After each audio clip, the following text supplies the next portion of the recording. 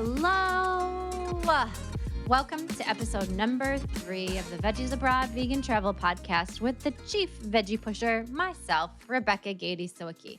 Some of you may already be familiar with Veggies Abroad, but for those of you who aren't, we're a full-service vegan travel company that offers custom planning services, small group trips, and even a helpful blog chock full of just about everything a vegan or veg-curious traveler could possibly need to plan an adventure. And I've recently added this podcast to the mix. With this podcast, I hope to bring you guys the inside scoop of what vegan-friendly, and eco-friendly businesses are doing in the wide world of travel. Plus, I'll give you the full download of what's going on behind the scenes at Veggies Abroad. So, if you've ever considered or even been the slightest bit curious about one of our small group tours, especially our July trip to Kenya and Tanzania, you do not want to miss today's episode. When I'm planning these itineraries, I really try and prioritize vegan-friendly, and eco-friendly accommodations as much as possible. In some destinations, it's really hard. Oftentimes, places that are doing this kind of work don't publicize it broadly, or they're too small, or they're booked a year in advance, or they just don't want to work with a travel advisor or a tour operator. I know, who wouldn't want to work with me? I've had multiple itineraries that I've just had to scrap because we couldn't get rates or mildly flexible cancellation policies. And making someone want to work with you, it's just not sustainable. It kind of goes back to the last episode's idea of consent based tourism or travel. You shouldn't force something, it's just not meant to be. But then there are other times when you just happen to join the right group at the right time and pick the right webinar to listen to. And that's how I met today's guest and organization.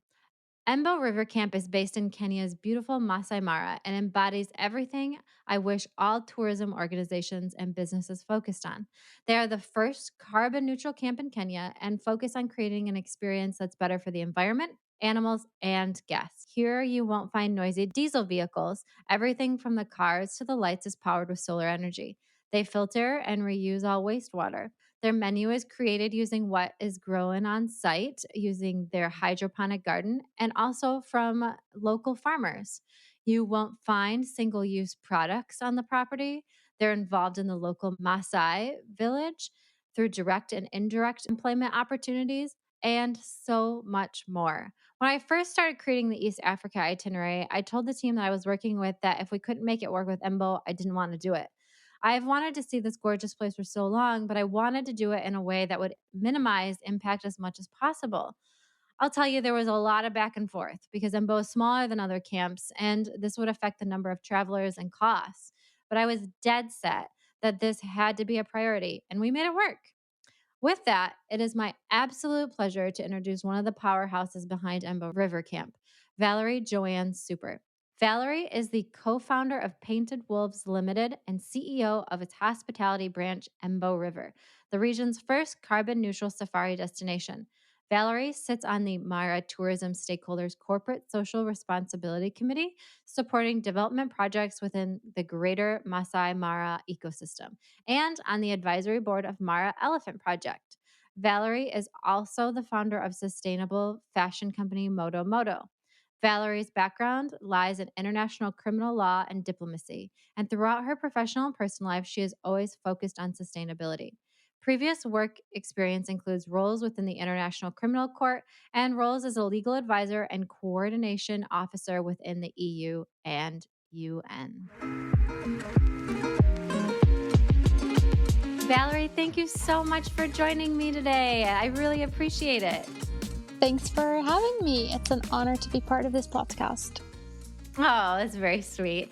So, as I was reading through your background and reading more about Emboo, I was really interested to learn that your background is in international criminal law and diplomacy. What inspired your transition into the hospitality world, particularly with creating a sustainable safari lodge like Emboo River? On the one hand, it might seem like a career shift, but on the other, I feel like there's a common aspect throughout the different careers or studies that I've had or done. And that was also always to leave an impact.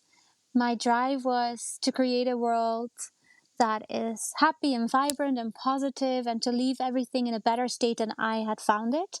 And whether that was through criminal law, diplomacy, or hospitality, I feel like my purpose is still aligned.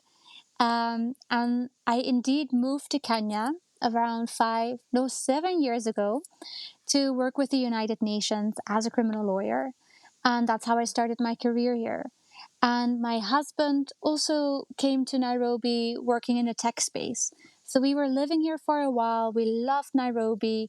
East Africa is stunning. There's so many places to travel to. There's savannah, safari experiences, beaches, waterfalls, forest. It's amazing.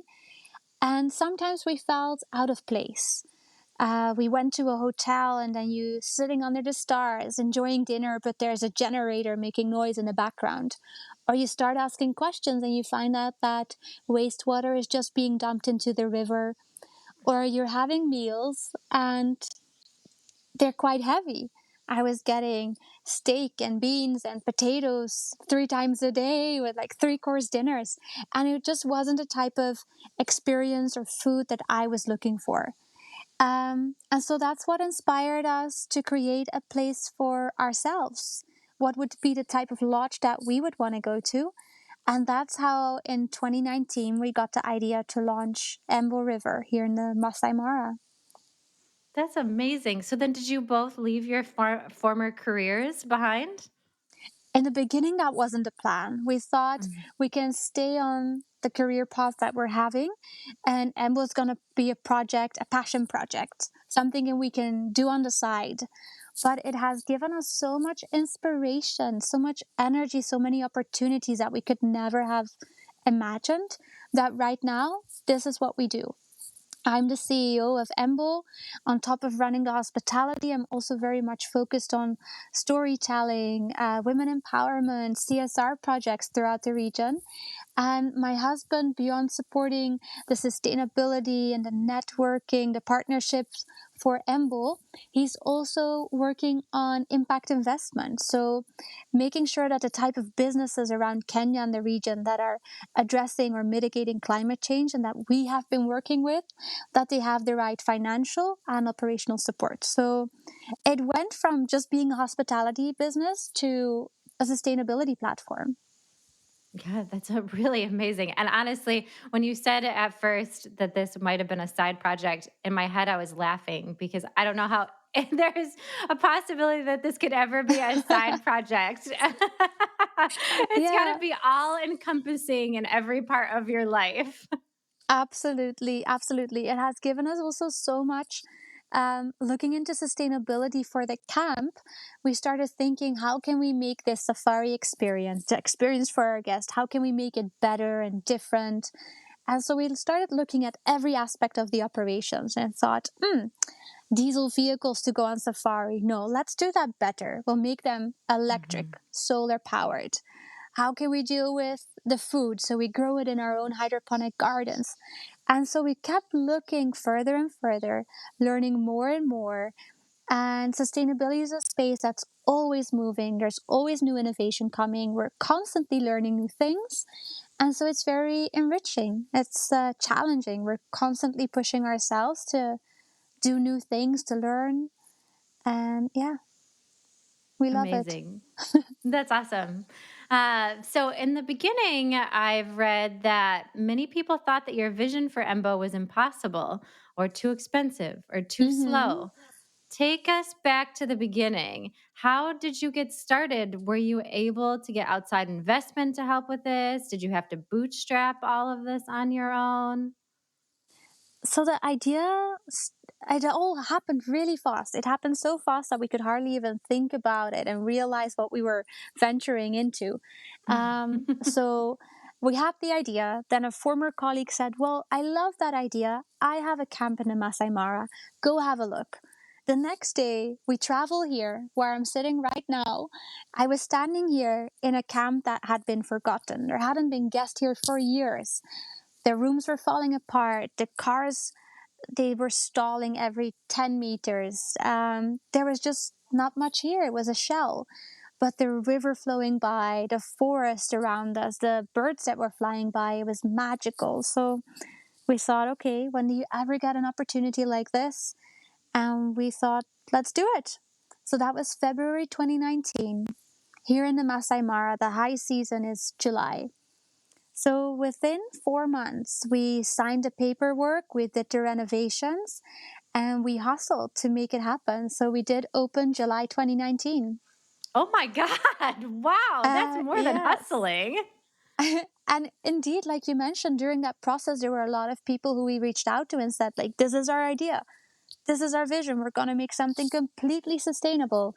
And people said, no, that's not possible. The technology isn't there yet. Go a little bit sustainable, but not all the way. Or it's going to cost you too much. And we just felt so strong about what we wanted to do that we then said, let's do it ourselves. We were leading the project. We didn't get a project manager or contractor. It was us leading the project as a team. And then we got the right partners. So we found a partner to do the cars. We found a partner to do the wastewater, to do the garden, to do the swimming pool. And so we just brought this wonderful network of like-minded entrepreneurial people together. That's awesome. Were there points during this process from, I guess, it's a very short point from February to July Mm-hmm. that you thought, this isn't going to work? I don't know that we can do this. Absolutely. Absolutely. Right until the last moment, we were thinking, oh, this is quite a risk. This is quite a challenge. I think that's just part of doing something that's new and that is different from what other people are doing.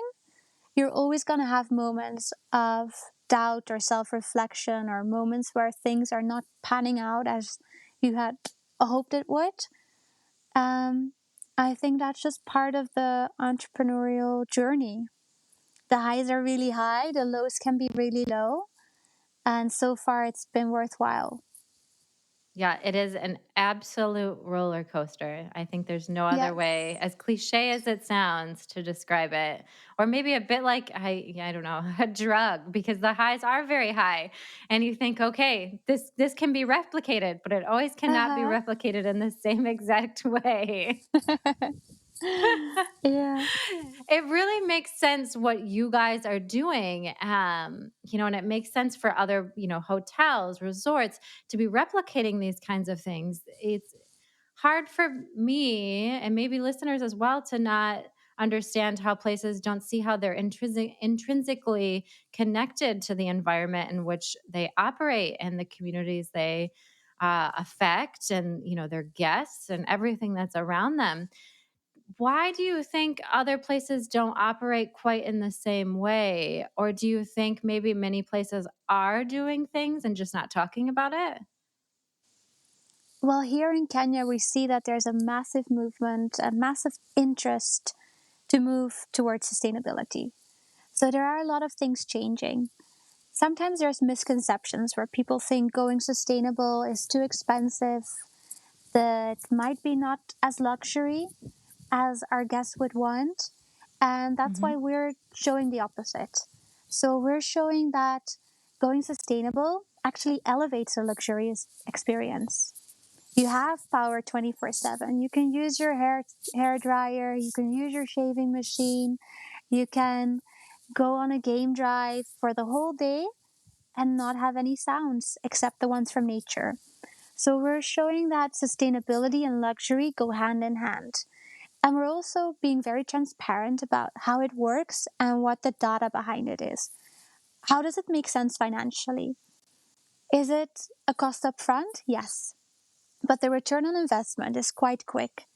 If we do a comparison between our setup, we have around 10 rooms. If you do our setup compared with a traditional setup of around 10 rooms, you see that we save $150,000 a year on operational costs. So the return on investment is quite fast, and by being open about it, by sharing that with other people, by having other lodges come by and see what we're doing, that conversation, we're being part of that conversation. That's awesome. I did see online that you guys have hosted other camps to come and see Hmm. what you're doing as well. Is that something that you've just started or something that you're going to do regularly? That's something that we've been doing from the moment that we started. We've been having owners and managers of different lodges from around Kenya and other countries in the region come by to see what we're doing, to learn from us. We sometimes have business retreats of people who want to have some inspirational energy by seeing what we do, think outside of the box. We also have embassies and ministries here from time to time. And right now, we're working with the Embassy of Belgium here in Nairobi to make the embassy and their residents carbon neutral. So the same setup that we're having here at Emboo can also be implemented there. So it doesn't just need to be at a hotel. What we're doing, you could also extrapolate it and put it into an embassy, into a house, into a community, into a school. And that's the beauty of it. I think that's one of the exciting things about tourism as well, because we get people here from all different parts of the world, different backgrounds, different jobs, different ages, different interests. And we leave a little seed in their mind so that the next time when they travel, they might make a more conscious decision about how they travel or what type of properties or experiences they select. It might inspire them to travel differently, do a little change in their daily life, make a little change in their work ways, and every little bit helps. I love that. I always tell people that I'm working with that travel can, in a way, be your own form of activism because wherever you Mm-hmm. go, you can plant seeds. You have the opportunity to affect change in maybe ways that you don't see that maybe aren't as blunt with the way you communicate with people, the things that you Yeah. talk about with somebody else, the comments that you leave, the things that you ask staff about. You never know what someone might do with that information that you've presented with them. So it's so important for you to never take away the ethics and the things that are important to you when you travel. You need to take them with you wherever you go and Mm-hmm. just continue to spread them, kind of like wildflower seeds, maybe. Yes. That's beautiful. That's beautiful. Seeing that tourism is a way of activism. Yeah, absolutely. And EMBO is also a certified B Corp. Was that always a priority for you from the beginning? Yeah, it's been a process to get B Corp certification. Took us about a year of very thorough analysis and data that we had to provide, and we're very proud to now call ourselves a B Corp certified company. I'm not sure if it's something that we were thinking about from the very start. As I mentioned, things just happened so fast that Yeah. there was no time to think about it. But right now, we're B Corp certified. We're also part of this wonderful travel conglomerate. It's called Regenerative Travel. It brings together properties, travel agents, travelers from around the world that are looking at regenerative travel. And with regenerative travel, they mean regenerating the environment, the people, the place where you go to, and leaving it in a better state than you found it. I just wanted to say it's nice to be part of those types of platforms because you can get inspiration from other people who are also part of that platform. It's a great learning opportunity.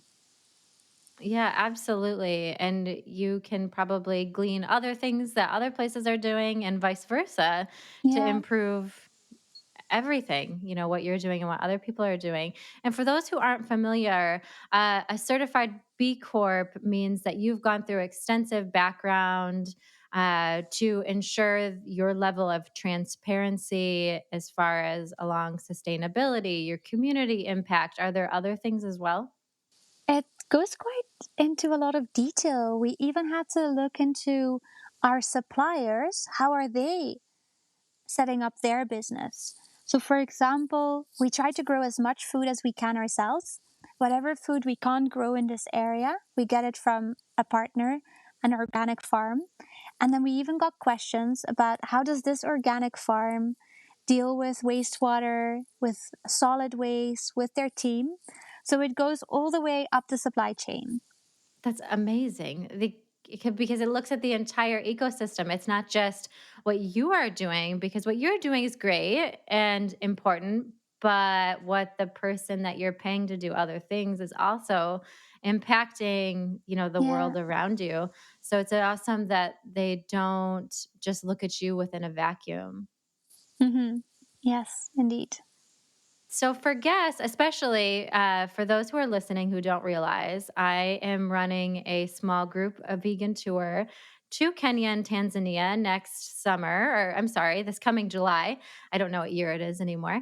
And part of the itinerary is 3 nights at beautiful Emboo River Camp. And as I mentioned in my introduction, I was really dead set on making sure that we could visit Emboo. I thought it was really important to the itinerary. It's really important to me as an organization to support places that are doing things like Emboo is doing. And so I have an idea of what guests are going to be able to experience, but can you tell others who aren't so familiar with you guys what they might expect for a safari experience when they come and stay with you guys and enjoy their time? Well, when you join us at Embo, you can expect magic. Maybe you can't see where I'm at right now, but you can hear the background sounds. I'm sitting in the heart of the savannah. I have a river flowing right by me. There's birds everywhere. I'm looking out over the savannah, and just before there were elephants walking across from the river. And if you join us here, it's all about safari experience, community, and authenticity. So while you're staying here, we will go out on safari in electric safari vehicles. It's the first fleet in Kenya with electric safari vehicles. They are silent, so you're gliding through the grasslands, listening to the sounds of nature. You can hear the alarm call of a bird, know that there might be a leopard nearby, and your guides will offer you an amazing experience. You can see elephants, lions, giraffes, lots of birds, buffaloes, anything that you might imagine. Beyond the safaris, you can also interact with our team. Our team is from the Maasai community, which is a beautiful community from within Kenya. There's over 40 different communities in Kenya, and the Maasai are very well known because they have a beautiful blend of traditional culture and modern culture. So they are well known for wearing beautiful bright red fabrics, a lot of beaded jewelry. They have a history that is shared via songs. It's very oral, and so you'll be able to interact with our team, go to the local village, see how people live. There are still some houses that are made from mud and branches. You can learn how to make fire, which is a great survival skill to have. And then beyond the safari in the community, there's of course really good food, a spa overlooking the river. When you're in the spa and you have your face down in that massage table in that little hole, we have a mirror underneath. And that mirror allows you to see the river where our resident hippo is staying. Her name is Betty, and she loves the spa. So while you're having your massage, you can see hippo Betty bathing in the water. We have a gym, we do bushwalks, balloon safaris, having a breakfast out in the savannah. Yeah, the sky is the limit. There's lots of stuff to do here, but at the same time, it's also perfect for just sitting and watching the world pass by. That's amazing. And then the rooms are all very unique as well. And you included the community with the design. Is that right? Yes, we did. So when you join us, you will be staying in a tent. It's more than a simple tent, it's more than a glamping tent. It's a stunning room that has everything that you might need. So it has an ensuite bathroom, it has power 24/7. You can take a hot shower, a hot rain shower overlooking nature. So you have everything that you need. It's a very modern and sleek design. And we integrated Maasai elements into the rooms as well. So, as I mentioned before, Maasai culture is very well known for beading. And we use those beaded elements within the room. So, some rooms might have touches of orange beets or blue beets or green beets. And this is something that you'll discover while you stay with us. That's beautiful. I've seen so many of the photos, and every one of them looks so unique and just amazing. It looks like such a wonderful way to have an experience there, to be able to stay in something like that that really connects with the community and with the local area. It's not just a plain white room with neutrals that has no identity. Yeah, it allows you to really be part of nature. So the rooms allow you to be Yeah. part of nature. When you're sleeping at night, you can hear lions roaring in the distance. You might Oh hear an wow. elephant standing next to your room, breaking the tree next to you. So yeah, you're part of nature. Yeah, wow. I cannot imagine that kind of experience. The only nature I hear is my cats banging on the doors when they want to be fed here. So that will be an amazing thing to That does not experience for happen sure. here. That does not happen here. The lions feed themselves. No worries. That's excellent. I'm really glad somebody else is taking care of that. Yeah. Um, so we can't really talk about sustainability without talking about food. And I know listeners are going to be really interested to hear this. Can you talk a little bit about Emboo's focus on plant-based dining? Absolutely. So for us here in the Maasai Mara, there's not much agriculture happening around us. So we were a bit worried about how are we going to get delicious and fresh and organic food on the table to offer to our guests when it still needs to come from quite a distance. So we found a solution. We have now beautiful hydroponic vertical gardens. So we have our own gardens where we can grow everything in a very smart way by using less water, less space, no soil, and we grow as much as we can ourselves. We have carrots, tomatoes, bell peppers, different types of herbs, kales, spinach. We grow a lot of things ourselves, and all that food, it's fresh, it's organic, and we want it to be the star of the show. It's the star of the dish that you're having. So, um, we twisted the dining experience around where in a more traditional setting, maybe the meat is the star of the plate and then the veggies and the herbs and the everything around it is a bit of the side. It's a support act. And we turn it Mhm. around. We want the veggies, the nutrients, these bright colors to be the star of the show. And if guests then want to have meat or fish or whatever, it can be added. So we cater to every type of dietary requests, any type of lactose or gluten intolerance. We're very flexible, but we changed it around. And this was part about when you're on safari, you want to have nice and healthy food, and you're sitting a lot. You're sitting in a car on safari, you're not very active, you can't go out for a run here in the savannah because a cheetah might chase you. So you're sitting a lot and you don't want to feel heavy. You don't want to feel bloated and tired. And that was the impact that I was feeling when I was having those very heavy meat based meals. Um, so after a while starting Emboo, learning more about sustainability, I changed my own diet. I went to plant-based diet for myself. And by doing that, I noticed that sometimes when I travel, I got very boring food. Mhm. I got a dish that was an afterthought. I got the side dishes. I never got any proteins. And so it was a bit of a sad experience where other people were having these amazing meat dishes, and I was having my very sad salad or soup. And that's not the case at Emboo. We make sure that whatever meal you have, it is amazing. And so that was a bit of the motivation. That's awesome. I saw a presentation actually, I think when I first learned about you guys, and it was probably with your co-founder. Mm-hmm. And I remember distinctly when he got to the food section and he was like, and almost everything is plant-based. And I was clapping in the background. And I think I put comments in the comments section. I was the only one doing that.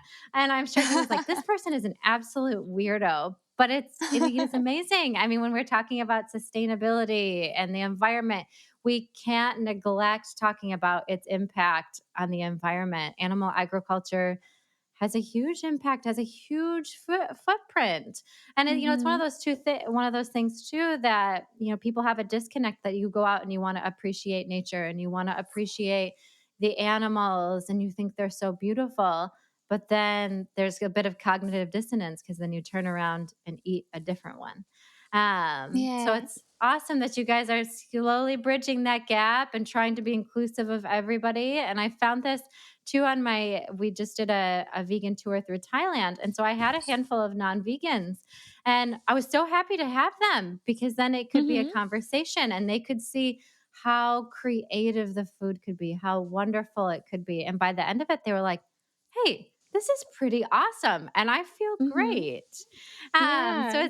it's a great way to be able to slowly walk someone in and not be pushy and Yeah.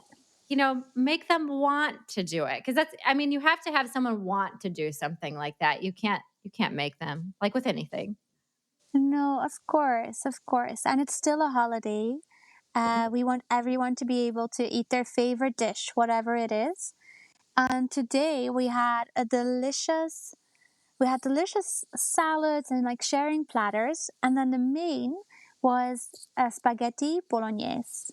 But the bolognese was made with amazing smoked tofu. And it was so good. And then a parmesan. And it was all plant based. But the fun thing is that the guests don't notice. So it tastes exactly the same as a more traditional meat, cheese, spaghetti bolognese would taste like. Um, but yeah, And it's they it's love it. fun. Everyone Yeah. loves it, and that's the exciting part about it. When you decided to do this, did you have any pushback from staff or guests? Well, I think it's important that like as I mentioned, we cater to everything, so we don't want to exclude anyone. And there was no pushback, but it does require some training. So our Mhm. staff, they went through extra training to learn some new dishes. You have to pay extra attention to making sure that all the nutrients are there. You want to have your proteins. How are we going to get the protein through, um, right? Everyone's Through favorite tofu and question. yeah, through tofu and tempeh. And sometimes I feel like I spent more time talking about how to get protein than actually finding protein. It's not that hard. Um, and yeah, once you figure it out and you have this new menu, it's actually quite easy. But it did require a bit of training. Yeah, I bet. That's awesome. And so when you're creating this, I think I read that you use a biodigester in order to fuel your kitchen. Is that correct? That's correct. So after we cook, maybe we have some food scraps left over. We put all the food scraps into a biodigester, which starts fermenting the food and creates a gas. That biogas is then directly connected to the kitchen and it allows us to cook the next meal. So we're cooking on the food scraps. So it's a beautiful closed loop system. That's amazing. I don't know that I've actually heard of too many other places using a biodigester like that. That is incredible. I've seen some of the photos as well. It's fairly massive, right? Yeah, it depends. You have different sizes, so you get the size that works for the amount of food waste that you have. So at your home, you might want to get a smaller version. Here at the camp, we have two bags. I think they're about 10 meters long, so it doesn't take too much Mhm. space. And it's just so easy. That's really cool. And so when you put the food scraps in the biodigester, it creates the energy. Then does hmm it use all of the food scraps or are there some of the things then you then have to compost? The only things that can't go into the biodigester are things that are acidic. So we can't put in any lemon or pineapple, for example, because that would kill the bacteria. And you need the good bacteria to start processing the food. So those are the things that we don't put in there. Oh, interesting. And so then you compost those things. Yes, those we compost. Very interesting. I wouldn't have thought about the acid level in something like that. There are Yeah, so many small things that probably have to go into this puzzle to make sure that it fits. yeah, we have a great team, and the fun thing is that everyone here at the team knows the processes. This vision of doing things differently, it's not just ingrained in one sustainability leader, it's really part of everyone's DNA here. So as a team, we're around 46 people right now. It's a team effort. Did you hire people that already had some kind of a background in, environmental sciences or sustainability, or has this all been learned by the team? Most people on the team did not have that much professional experience before. These are all things that can be learned on site. I think that's also part of making sustainability work. You need to have solutions that are efficient but also practical. They can't be too technical. They need to be local solutions for local settings run by local people. That's really amazing. I think some people might think that you'd have to have some kind of a fancy degree in order to make something like this work, but you're proving the exact opposite. I mean, 46 people to teach these things, that's no small feat. Yeah, yeah.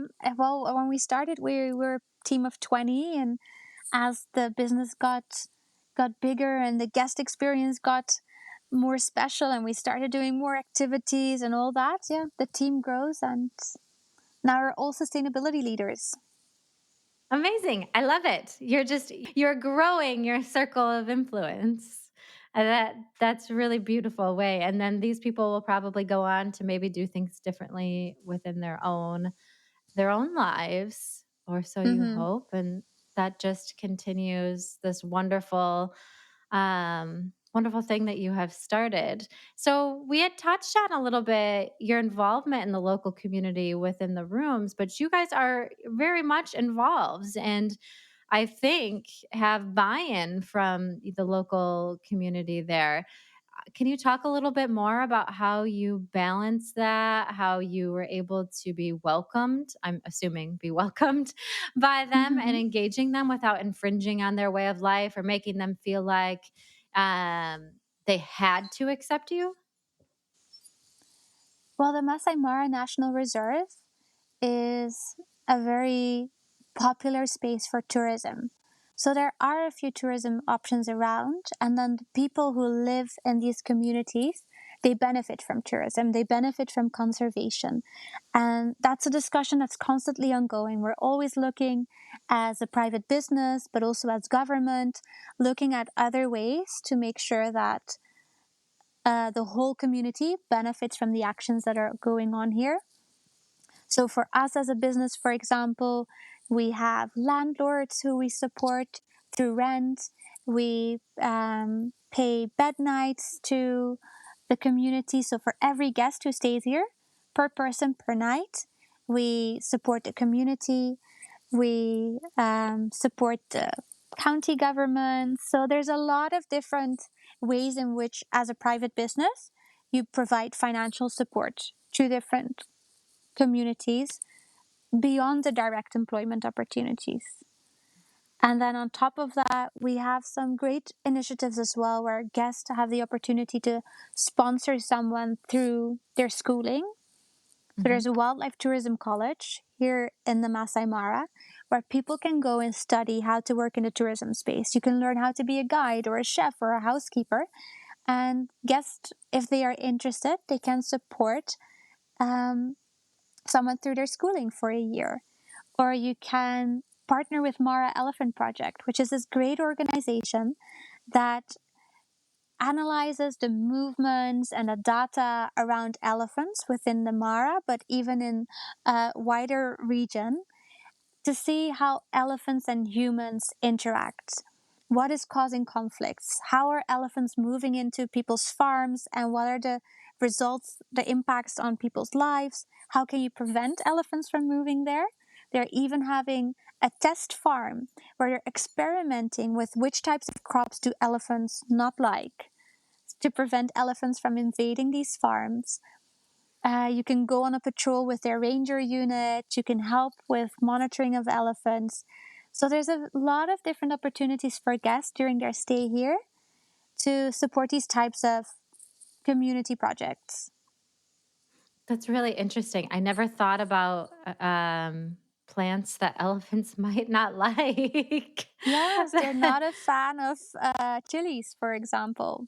Oh, I am similar to an elephant then. I am not a fan of chilies either. That is how you'd keep me out of your fields. Um, we see often, around the world that tourism is kind of at a breaking point in some areas, and different, European cities are struggling with over tourism. Do you feel like the Maasai Mara is handling that well, especially with bridging the gaps with the local villages and making sure that things stay on a what would the word for it be? Stay on a good playing field so that the villages are benefiting from it, the local communities benefiting from it, and the guests are having a good experience, but it's not coming to a point where it is infringing upon their life. Do you feel like Hmm. that is still being balanced there, or is there a tipping point that you might be close to reaching? Yeah, that's a good question. There's been a lot of conversation, especially in the past years, around the impact, positive and negative, that tourism can have within Kenya, and then specifically the Masai Mara, where we're located, because um, it's an amazing landscape. It's quite big, but at one point you might have too many tourists. You might have Mm. too many vehicles out on safari, and what is the impact of that on wildlife? And this conversation has recently led to the launch of a safari etiquette. So, the safari etiquette has some guidance around how to behave while you're out on safari, how to keep distance from animals, how to not sit on the roof of the car, for example, not to speak too loud when you're very close to animals, and how we can just all be better guests in this environment. Because that's what we are. We are guests. This is not our place. This is the place of elephants and hippos and rhinos, and it's their natural space, and we need to respect that. So there's a lot of conversation happening around that, and we've been seeing some very positive changes. That's amazing to hear. I'm really glad to hear that, because it is really sad to see some of the photos of different places around the world that haven't reached a sustainable point with managing having visitors come in, experience their way of life, and have gone over that tipping point, and that's a really sad place to be. You guys have a really interesting platform to be able to educate guests about the importance of everything that you're working on. I know you offer, or you don't offer, you actually do a tree planting program. Are there other specific programs or initiatives that you offer or do while guests stay with you to be able to educate them about the importance of sustainability? Well, right before we were having this chat, I was out on an eco tour. And during an eco tour, I went with guests behind the scenes. Because when guests go on safari, first of all, they start dreaming about having their own safari camp. They can imagine themselves being out on safari every day and living this life. So we want to show them what it's like running a camp, how they can make their dreams come true, but we also want to show them about the sustainability, how what's happening behind the scenes. So just now I went with guests into the garden. I showed them how our hydroponic gardens work. They went to the electric vehicles, opened up the booth to see how the to see how the batteries are doing, how we charge, where our solar power is. So we're showing the inside out of the operations, and it's really fun. Plus, it's a good conversation starter because guests often have really great ideas about other things that we could do and that we can learn from. So it's a very fun and interactive session that I just came back from. I'm really looking forward to that. I'm really looking forward to wandering around your property and learning and seeing all of these things, right in front of me, and how they all work together. That'll be a really cool experience. And such a great hands-on way because it's one thing to talk about something, but it's a whole Hmm. nother thing to actually see it for yourself. Absolutely. That's the difference. That's the difference. So I look forward to having you here and to having your guests here, and then we can have a look behind the scenes. Yeah, absolutely. I was reading a Mhm. report yesterday from booking.com, which surveyed over 30,000 people about sustainability, and 76% of them say that they want to travel more sustainably in the coming year. Do you have tips for people in order to be able to be a more sustainable and responsible traveler? I would recommend people to just do a little bit of research and see if the properties that you're going to, if they align with your personal values. If you want to travel somewhere, does it have the type of values that you cherish? For example, does it have men and women on the team? Does it uh, go for zero waste? Does it have the nice farm to fork food that you might be looking for? And maybe you don't find the perfect package at each destination, um, but just look out for those types of words and those types of experiences, and you'll be able to create a beautiful trip. That's great. There are a lot of places that are doing a variety of different things, but it does take a little bit of effort to be able to find some of them. And, it's worth it. It's worth it in the end, especially if these are things that you value. Don't let those Hmm. go just because you decided to go on holiday. Yeah, yeah. You feel so much better when you know that the time that you spend on holiday and the money that you've saved, it's so valuable. Like you're looking forward to that amazing trip. And then to know that your trip is leaving a positive impact behind and changing people's lives makes you even enjoy the trip even better. Yeah, absolutely. It just adds to the experience for sure. Yeah. So, if listeners want to learn more about your work or the work at Embo, how could they do that? Well, they could reach out to you to plan their amazing trip. Thank But you. they're also welcome to follow us on social media or to check out our website. If you look for Embo on Instagram or on Google, you'll find us. And we often share information about the safaris, the swimming pool, the spa, uh, the safari vehicle. So, yeah, you can follow our adventures there.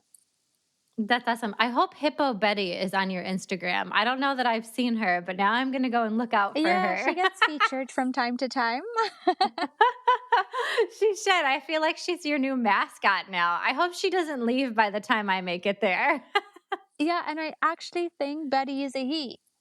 Oh, We're even not a hundred better. percent sure, but yeah, That's very funny. they're Uh, definitely our mascot. I can't think of a better mascot to have. I mean, maybe an elephant, but a hippo is pretty great. They're wonderful animals. Yeah. Well, I appreciate you joining me this morning and talking a little bit about everything that you're working on at Embo and giving a taste to people who are going to visit this coming year. And I look forward to chatting with you again soon. Thank you so much. Really appreciate it.